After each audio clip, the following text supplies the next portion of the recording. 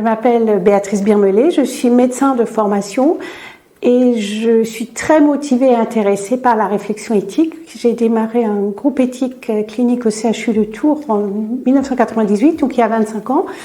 Et dans ce cadre, du coup, j'ai complété ma formation par une formation de philosophie, puisque ce sont les outils proposés par les philosophes qui aident vraiment à réfléchir la pratique et du coup la réflexion éthique. Et de par cette expérience en éthique, aussi beaucoup de formations, d'accompagnement des établissements dans mes fonctions de directrice de l'espace de réflexion éthique Région Centre Val-de-Loire, j'ai cette approche qui, je pense, est très intéressante pour le comité, mais aussi du coup pour moi, parce que ce sont des échanges qui sont dans un autre lieu avec d'autres personnes que celles que je peux avoir dans ma région. Donc le comité éthique est indispensable dans une fondation et en général dans une institution parce qu'il y a des situations complexes, soit des situations singulières autour d'une personne, soit des situations d'établissement ou des problématiques plus générales. Actuellement, on travaille beaucoup sur la fin de vie et il est absolument indispensable d'avoir ces échanges pluridisciplinaires où la parole est possible, où on peut donner des arguments, on peut exprimer ses valeurs et essayer de déterminer ensemble quels sont les possibles, quel est le choix de ce qu'on peut faire dans une situation complexe.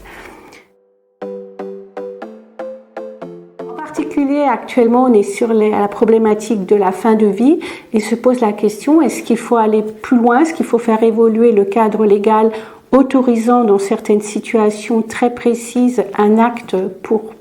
accélérer le mourir, ou au contraire, est-ce qu'il ne faut pas le faire en envisageant aussi que si le cadre légal s'élargit, quelles sont les demandes qui rentrent derrière, comment on va gérer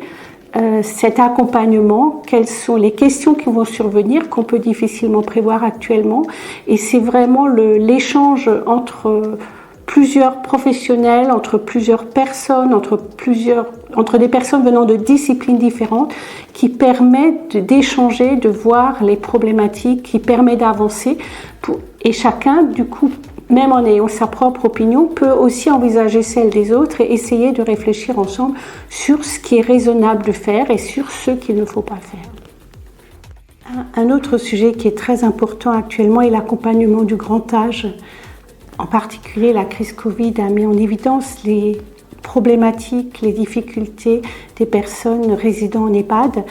et il est indispensable de s'interroger sur comment envisager cet accompagnement du grand âge, comment envisager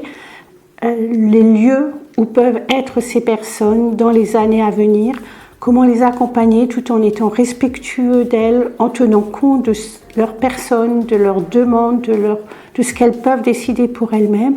Et je pense qu'au niveau de la Fondation, il y a beaucoup d'expériences, beaucoup d'idées qui permettront vraiment là aussi d'être innovants pour justement accompagner le mieux possible ces personnes en grande vulnérabilité dans les années à venir.